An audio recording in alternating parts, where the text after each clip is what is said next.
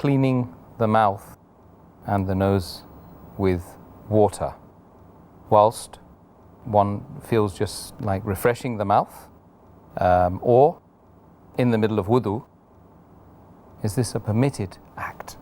As far as putting water in the mouth or gargling the mouth with water or putting water in the nose, whether a person is feeling hot or whether while doing wudu, it is permissible because it doesn't enter the body. As long as the water doesn't enter the body, a person does not swallow the water, it's permissible.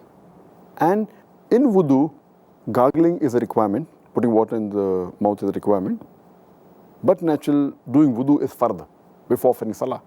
And while fasting, you have to offer salah and you have to do wudu. So how can it be prohibited? So when a person puts water in his mouth while gargling, in wudu or otherwise, he should be careful that he does not swallow the water. And when he puts it into the nose, there are some people who think it will break the fast based on a hadith. And that's the reason they only touch the water to the tip of the nose. And they don't put it inside because it's the hadith of the Messenger of Allah subhanahu wa ta'ala. And Muhammad sallallahu alaihi wasallam said, it's mentioned in the hadith of Sunan Abu Dawud, volume number 2, in the book of fasting, hadith number 2360, that the Prophet said, snuff water excessively while doing wudu except while fasting. That means the Prophet recommended that you should snuff, put the water excessively in your nose except while fasting, indicating that if the water goes through the nose, into your throat, into the stomach, it will break the fast. That doesn't mean putting water in the nose is prohibited.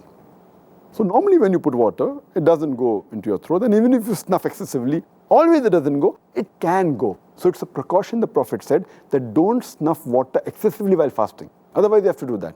So this hadith also proves that putting water in the nose, it is permitted, but you have to be careful, you should not snuff excessively so that it goes into the throat.